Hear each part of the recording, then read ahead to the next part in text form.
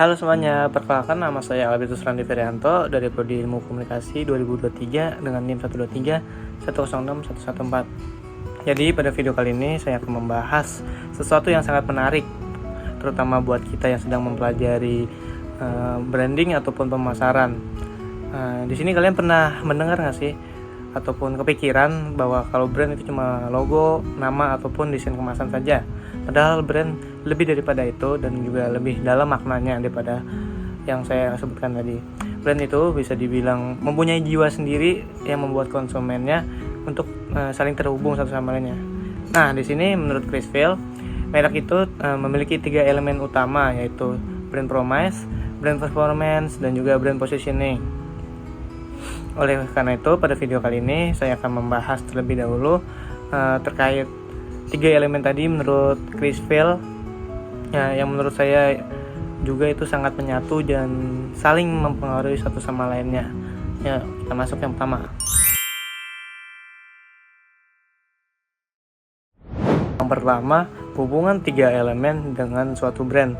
Brand itu bisa diibaratkan semacam hubungan antara dua orang, tetapi ini hubungan antara suatu perusahaan dan juga dengan konsumennya. Nah, 3 elemen yang saya sebutkan di awal tadi merupakan fondasi awal terbentuknya hubungan tersebut. Yang pertama itu ada brand promise. Brand promise ini merupakan janji yang diberikan oleh suatu merek kepada konsumennya. Brand memberikan harapan bahwa produk atau layanan yang mereka berikan dapat memberikan manfaat ataupun pengalaman tertentu kepada konsumennya. Contohnya saja, sebuah merek kosmetik membuat janji bahwa produk tersebut membuat kulit Anda lebih sehat secara alami. Lalu memunculkan persepsi di benak konsumen bahwa produk tersebut sangat bagus dan sangat cocok untuk dibeli demi kesehatan kulit sehat secara alami.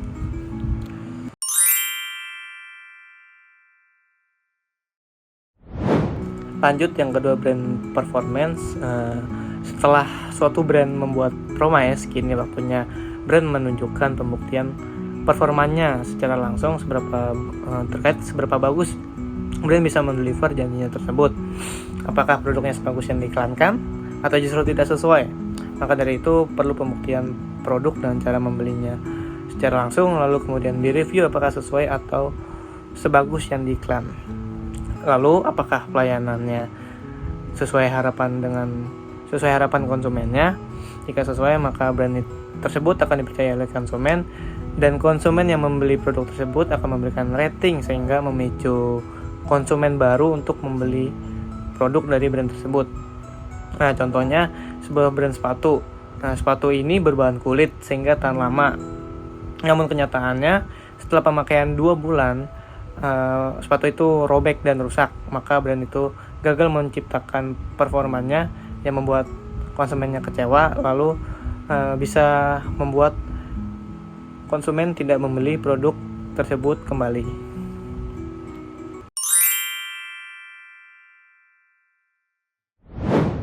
Tiga itu brand positioning. Dalam hal ini, bagaimana cara suatu brand dikenal oleh konsumennya. Lalu apa saja yang ingin ditonjolkan dalam produknya, bisa saja itu elegan, mewah, modern, ataupun sporty. Brand positioning ini perannya sangat penting sekali karena brand mencari cara untuk mudah dikenal dan juga mudah diingat di benak konsumennya. Contohnya saja, ketika kita mendengar kata Apple, itu langsung muncul di benak kita, di pikiran kita ialah mewah, eksklusif, dan juga premium.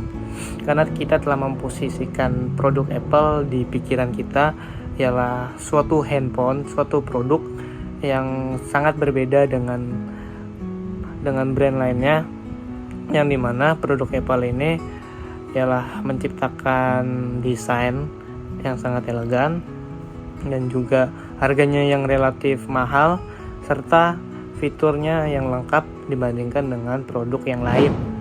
Nah, jadi begitu kira-kira penjelasan mengenai 3 elemen menurut Chris Phil. Jika saya ringkas, brand promise itu ialah membuat sebuah ekspektasi, brand performance itu membuktikan dari janji yang telah dibuat, Lalu brand positioning itu memastikan janji dan juga performa itu mempunyai identitas yang jelas dan mudah diingat di benak konsumen. Jika dari salah satu elemennya lemah atau tidak jelas, mempunyai tujuan yang jelas, misalnya suatu brand cuma jago dalam hal janji tapi performanya jelek, maka konsumen akan kecewa. Tetapi kalau performanya bagus tetapi posisinya tidak jelas, maka brand tersebut bakal susah untuk dikenali. Dan yang terakhir, kalau brand positioningnya dikenal banyak konsumen tapi janji dan juga performanya tidak konsisten, lama-kelamaan citra dari brand tersebut akan rusak. Makanya dalam dunia pemasaran, mengelola suatu brand itu bukan cuma soal promosi, melainkan bagaimana cara suatu perusahaan konsisten antara apa yang mereka janjikan, lalu apa yang mereka beri, dan bagaimana mereka ingin dilihat oleh banyak orang.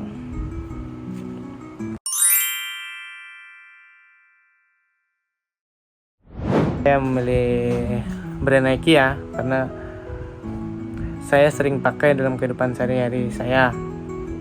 Karena jujur hampir setiap hari saya memakai sepatu dari brand Nike, entah itu untuk kuliah, entah untuk nongkrong, main, jalan-jalan, traveling, bahkan jalan pagi pun saya memakai sepatu dari brand Nike. Ya, dikarenakan nyaman dan juga affordable. Nike mempunyai keistimewaan sendirilah bagi saya. Jadi meskipun saya mempunyai banyak brand sepatu ya, dan di rumah saya juga ada merek Diadora, Airwalk. Cuma saya yang sering pakai si Nike karena ya itu tadi nyaman.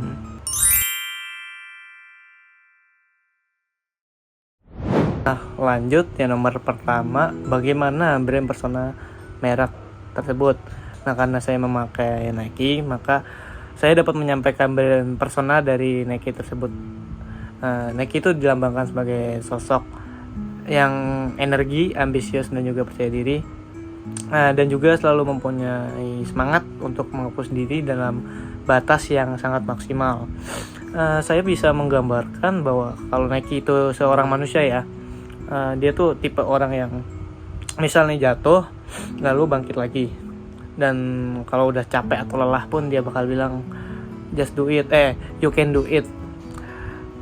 Jadi brand persona Nike itu bukan cuma sporty, melainkan sebuah motivator, teman latihan, dan juga orang yang percaya bahwa setiap orang mempunyai potensi besar, dan maka dari itu kita harus menggalinya lebih dalam kembali.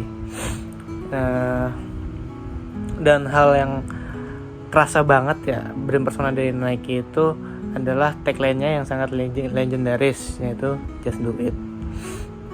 Kalimat just do it itu sangat sederhana banget, tapi setiap kali kita melihatnya rasanya kayak dipompa semangatnya, adrenalinnya diajak untuk menaik gitu loh. Dan juga Nike ingin terlihat sebagai sosok yang berani mengambil risiko, tidak takut gagal, dan punya mental juara. Jadi persona mereka itu bukan produk olahraga, tetapi juga produk kompetitif, semacam semangat untuk dalam berkompetisi hidup di setiap orang. Buat saya pribadi ya, brand persona ini tuh ngalir ke dalam diri saya, dan saya ngerasain brand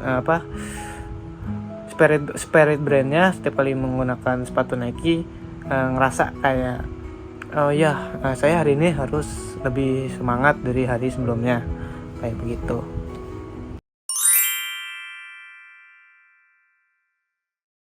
Lanjut ke nomor 2, jelaskan bagaimana brand identity-nya, bagaimana makna dari brand identity merek tersebut. Nah, brand identity dari brand Nike itu sangat kuat banget ya. Mulai dari logonya yang berbentuk checklist. Nah, itu simple banget, cuma garis melengkung gitu ya, tetapi maknanya sangat mendalam, dan hal itu melambangkan seperti motion, speed, progress, dan juga winning. Jadi logo ini tuh semacam kayak menyampaikan sesuatu gitu, kayak gerak terus, jangan berhenti. Lalu warna yang sering dipakai oleh Nike itu warna hitam dan juga putih yang memberikan kesan clean dan tegas. Nah, dengan memberikan kesan clean dan tegas itu, Nike membuat brand Nike itu sangat kelihatan berwibawa dan juga minimalis. Terkadang juga Nike memakai warna merah ya atau oranye untuk menjadikan sebuah energi bagi seseorang yang memakainya. Tapi identitas mereka tetap simpel dan juga terjelaskan gitu, tersampaikan. Lalu selanjutnya identitas dari Nike itu ada di slogan, yaitu Just Do It. Dan Just Do It itu bukan cuma slogan tapi kayak filosofi hidup jutaan orang. Tagline ini tuh udah memberikan identitas bahwa Nike bukan hanya menjual sepatu, tapi dia juga menjual keberanian buat mulai untuk berani terus melangkah maju ke depan dan melewati banyaknya rintangan. Selain itu juga brand ambassador dari Nike ini tidak main-main karena untuk membentuk suatu identitas Nike itu sendiri. Nike memakai atlet yang karirnya penuh perjuangan seperti Michael Jordan. Dia seorang pemain basket ya, yang namanya dipakai di dalam produk Nike, yaitu Nike Air Jordan yang harganya cukup mahal. Lalu ada juga atlet sepak bola Cristiano Ronaldo dan juga Colin Kaepernick yang dijadikan ikon dari brand Nike itu sendiri. Karena identitasnya bukan cuma atletik tetapi juga challenger, Nike berani melawan arus demi kebenaran dan juga kemajuan yang lebih inovatif. Jadi keseluruhan identitas Nike menurut saya itu bisa dipandang sebagai brand yang powerful, modern, visioner dan juga sangat inspiratif sebagai produk sepatu, baju dan yang lain-lain.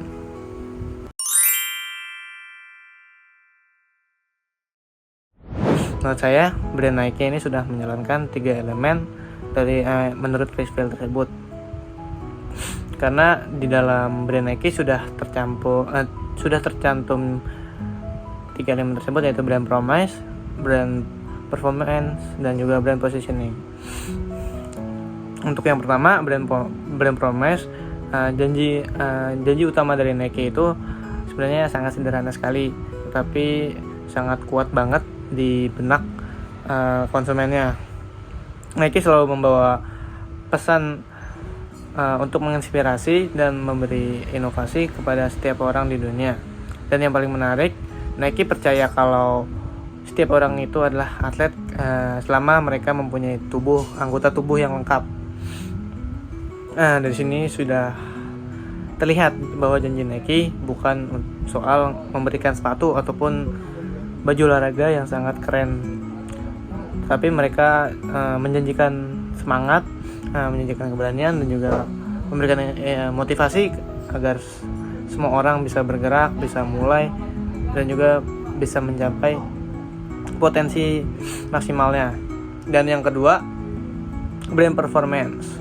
Menurut saya Nike salah satu brand yang performanya stabil, karena mereka tidak sekedar ngomong ya bahwa kalau Nike itu juga inovatif, tetapi mereka produk Nike juga membuat suatu produk yang menunjukkan inovasi, mulai dari teknologi air yang sudah legendaris, reform yang sangat empuk, dan juga breathless.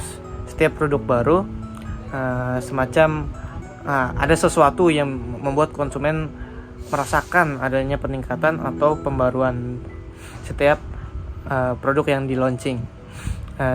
Dan bukan cuma itu saja, dari sisi produk tetapi juga performa Nike yang kelihatan jelas dari cara mereka membangun pengalaman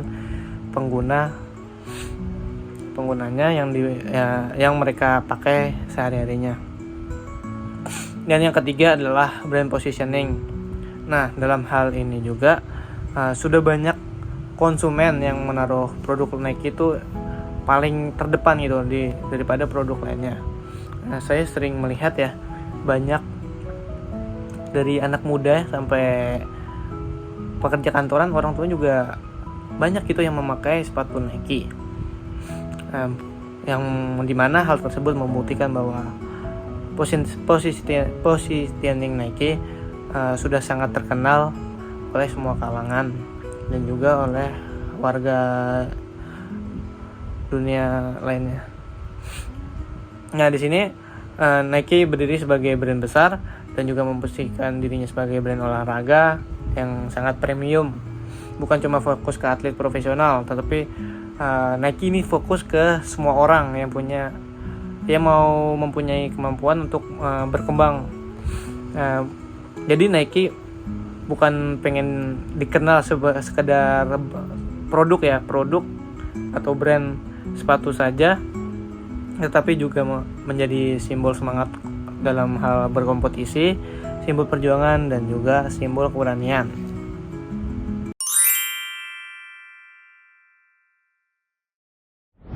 Nah, oke, dari penjelasan yang sudah saya sampaikan sebelumnya, di sini saya dapat menyimpulkan bahwa brand yang sukses itu bukan brand yang paling ramai iklannya, melainkan brand yang janjinya relevan, performanya konsisten, dan juga posisinya sangat jelas dan mudah diingat di benak konsumennya, dan juga kuat. Jadi menurut saya Nike sangat cocok untuk dijadikan contoh dalam hal 3 elemen menurut Frisfield tadi, karena Nike sangat solid dalam menjalankan itu semua. Dan hal yang paling dicondongkan atau paling ditonjolkan ya 3 elemen tadi untuk sebagai fondasi awal untuk membentuknya brand yang kokoh gitu. Oke, mungkin segitu saja penjelasan dari saya. Apabila ada kata-kata yang kurang berkenan atau salah, mohon maaf sebesar-besarnya. Sekian dan terima kasih.